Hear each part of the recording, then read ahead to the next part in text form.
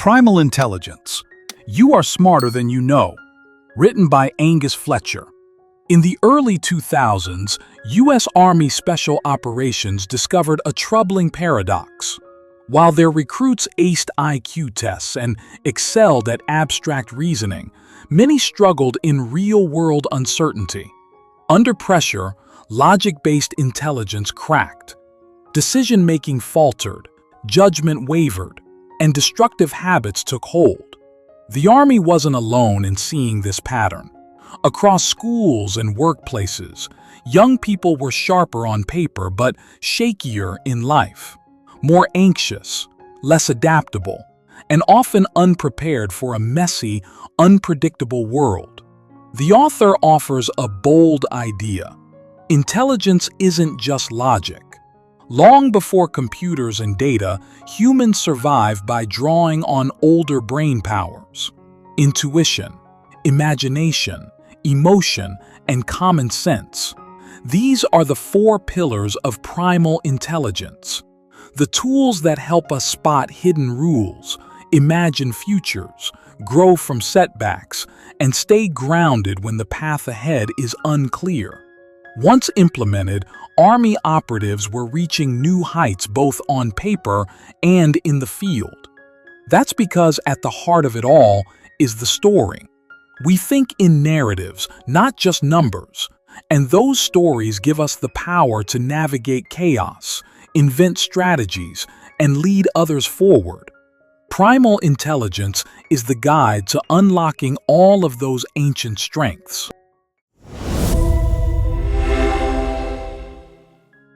Number 1. The Primal Spark. Every story of human intelligence begins with a spark, a moment when we notice something unusual that others might miss. This primal spark is intuition. It's the brain's ability to spot exceptions, the odd detail that doesn't quite fit, and to recognize that buried in that anomaly might be a new rule. Computers, with all their calculating power, run on averages and trends. They're brilliant at what's typical, but they struggle with the irregular. Humans, on the other hand, thrive on irregularity. Intuition is how we turn the unexpected into possibility. When Vincent van Gogh was experimenting with colors, he was haunted by a peculiar red-cyan clash. The traditional color wheel said that this combination wasn't supposed to work, but instead of dismissing it as a mistake, he leaned into it, producing paintings that transfix the eye and pulse with emotion.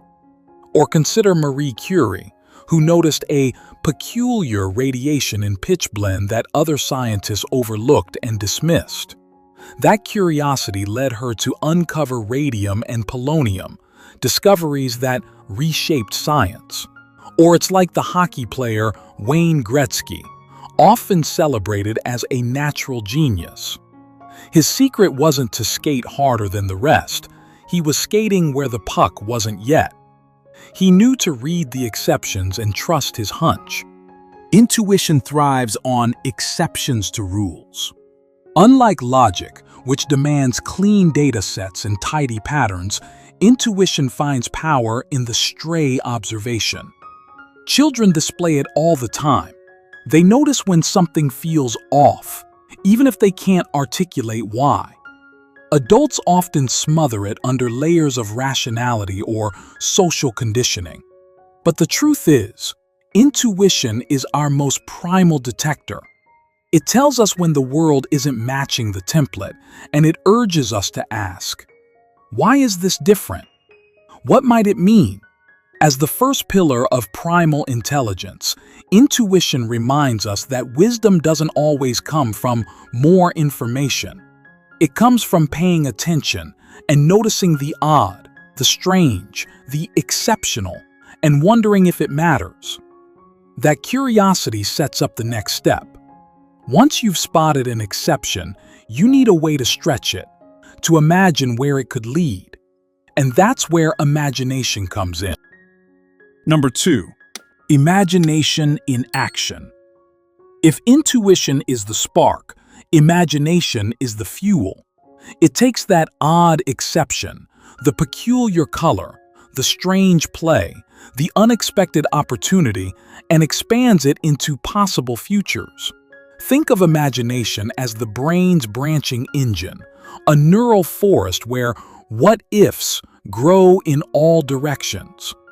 Where computers see one probable outcome, imagination lets us spin dozens of possible storylines. This power is ancient, born from the brain's tree-like networks that let our minds chase paths forward, loop back, and find intersections that form brand new plans. Artists like Beethoven captured this beautifully. He could take one simple motif and, by branching and bending it, create an entire symphony that felt both surprising and inevitable. Imagination also allowed the physicist Robert Goddard to read science fiction and picture rockets that might actually take someone to Mars. They weren't just building on prior data, they were leaping beyond precedent, guided by vision. Imagination is what allows us to invent, not just improve. But imagination isn't only for visionaries and geniuses. It's something we all use, every day.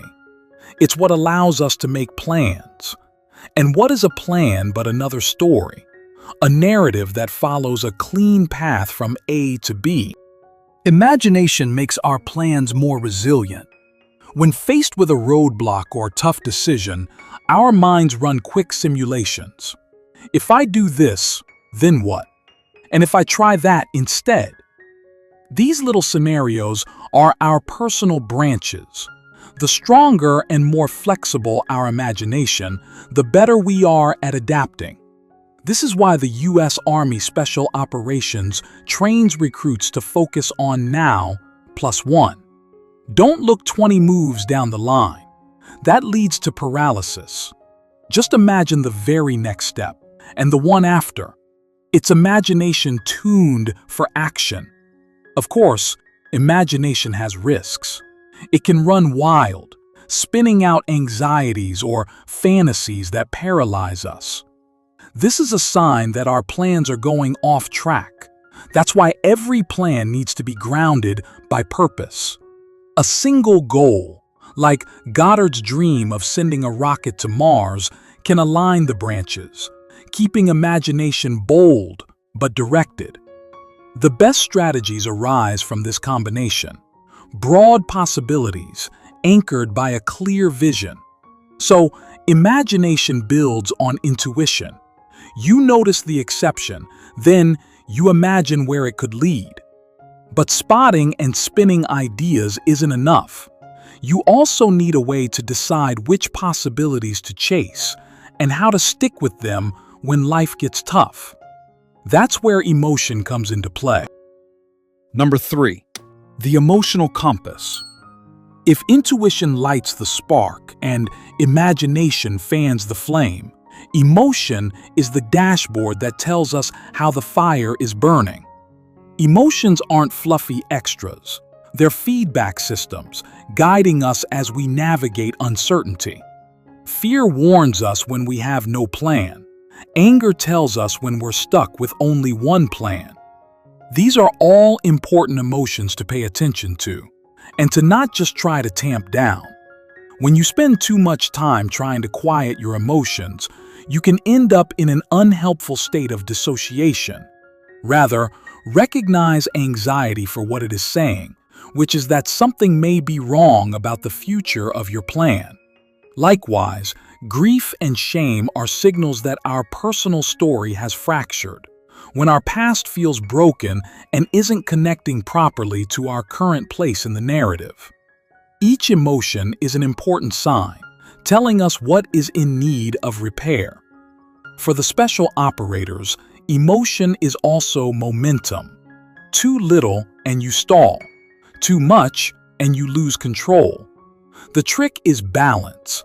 Enough emotional charge to keep you moving, but not so much that you're reckless.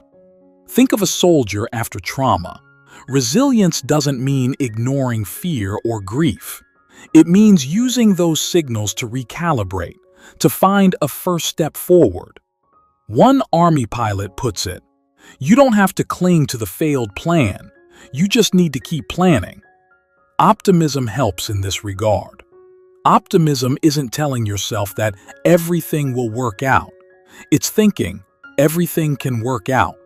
When things go wrong, our brains often replay the failures.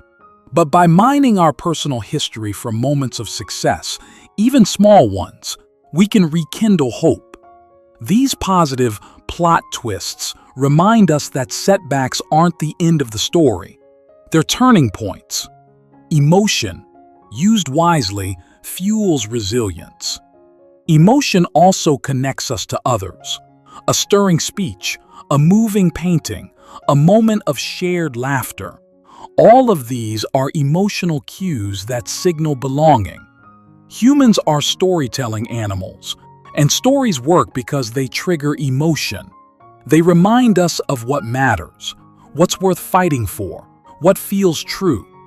With intuition, imagination, and emotion, we've now got the tools to spot anomalies, build possibilities, and fuel ourselves with purpose. But how do we know when to stay the course and when to pivot? How do we decide when to trust the plan and when to ditch it? Well, let's hear what common sense, the fourth pillar, has to say. Number 4. The brain's doubt switch. Common sense often gets dismissed as obvious or not worth considering. But that couldn't be further from the truth. It's the unique human power to know when we don't know. Children display it all the time, hesitating in a new house or before a stranger. They sense novelty and pause. Computers, by contrast, never know what they don't know. They treat every query as certain and fill gaps with confident hallucinations. Humans, guided by story, can detect unknown unknowns. Common sense works by tracking volatility. When the world feels stable, common sense relaxes, letting us rely on tried and true habits. When volatility spikes, it raises the alarm. Something's new. The old rules might not apply here. That nudge prompts imagination to draft fresh plans, or, in urgent cases, to pivot fast. In other words, common sense is the brain's doubt switch, and doubt, used wisely, makes us more agile. There's a duality to common sense that Benjamin Franklin captured in his aphorisms. One is, be slow in choosing a friend, slower in changing. But also, you may delay, but time will not. And the way to be safe is never to be secure. It's contradictory on paper, but perfectly human in practice. Slow down and be cautious when tradition is working. Be quick when change arrives. Let's look at how the 4 pillars work together for the special operatives. A plan forms with a clear vision, but has broad possibilities in case unknown unknowns arrive. Anxiety is not something to be eliminated, but rather is used as a diagnostic tool. Too little and they miss threats. Too much and they freeze. So the operators train recruits to tune anxiety by separating past worries from future ones. They're taught to update their standard operating procedures with lessons from past mistakes, and then let go. Focus your vigilance on the now +1, the next actionable step. That's common sense in motion, grounded in history, alert to novelty, tuned to act. With common sense, the 4 pillars of primal intelligence come together. Intuition sparks, imagination branches, emotion fuels, and common sense directs. Together, they generate human decision-making that thrives in uncertainty. But theory only matters if it can be applied. So in the next couple of sections, we'll be looking at how these powers shine when it comes to coaching and leadership. Number 5. Leading and learning by letting go. Coaching in Primal Intelligence isn't about micromanaging or shielding rookies from mistakes. It's about unleashing them. Just as special ops pilots hand over the controls mid-mission, Hollywood showrunners let junior writers run an episode to the brink of collapse. This isn't just trial by fire. By letting rookies fly, experts and mentors learn too, because they're pushed into uncharted territory. When coaches step in to rescue, they discover new error chains and invent new solutions in real time. The rookie grows, and so does the veteran. This counterintuitive approach relies on the neuron's branching shape. Just as imagination forks possibilities forward and back, letting rookies create messes forces experts to branch in new directions.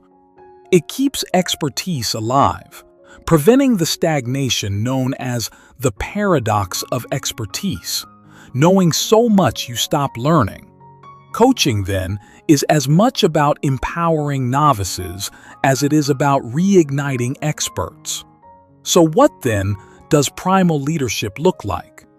It doesn't look like management. Management, whether labeled authoritative, participative, or transformational, is about control. Leadership, on the other hand, is about vision. Leaders step into the unknown first, showing the way by example. They're imaginative, resilient learners, decisive pivoters, communicators, and coaches. They combine all the primal powers into action.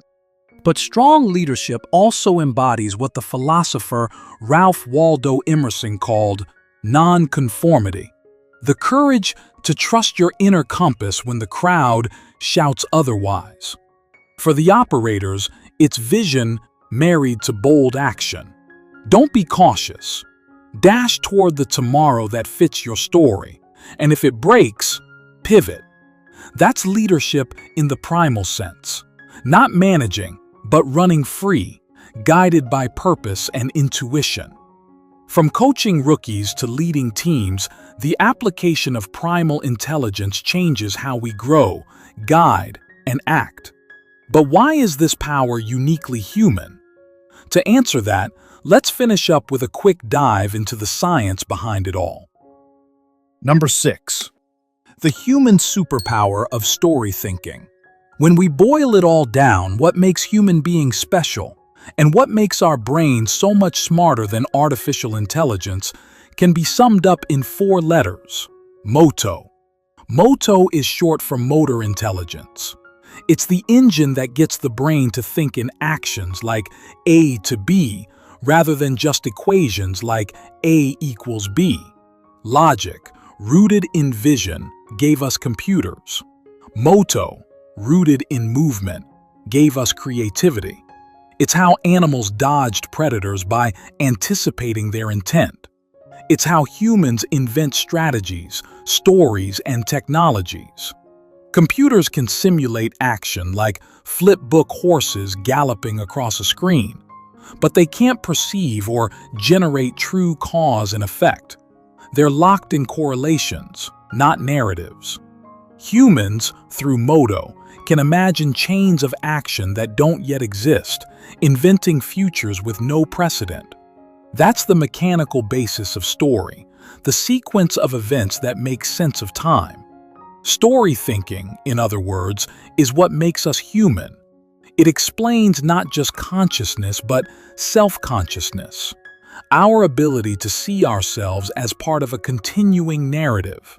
It's why Shakespeare, with his eye for exceptions and his gift for story, has inspired innovators throughout history, from Vincent van Gogh and Einstein to Nikola Tesla and Steve Jobs.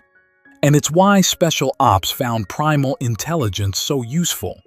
Story thinking trains the brain to plan, adapt, and lead in chaos. The power of Shakespeare shouldn't be understated. There's a reason Albert Einstein cited Shakespeare as a model for modern science. More than a playwright, he was a planner. His stories passed down a method for innovative thinking and creating new options. That method, rooted in motto and story, is what Primal Intelligence aims to restore. So here's your challenge. Can you reject the myth that optimization and data will carry us into the future?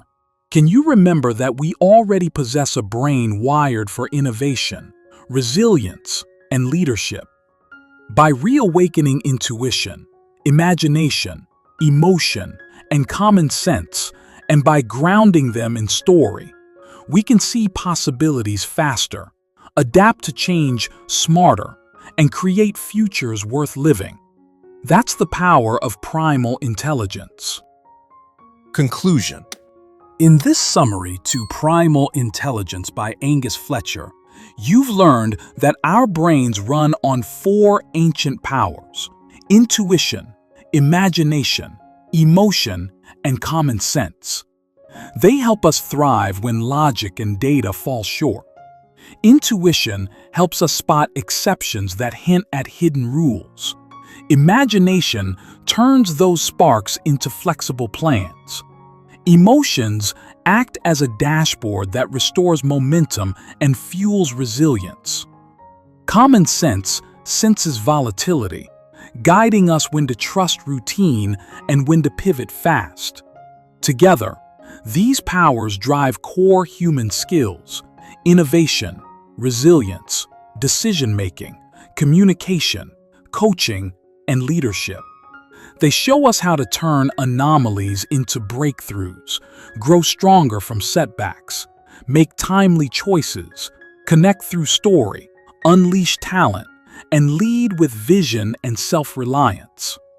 Beneath it all runs motto, the brain's action engine, and the timeless practice of story thinking, sharpened by Shakespeare, which keeps us faster than precedent and braver than spreadsheets. Okay, that's it for this summary. We hope you enjoyed it. See you in the next summary. Thank you.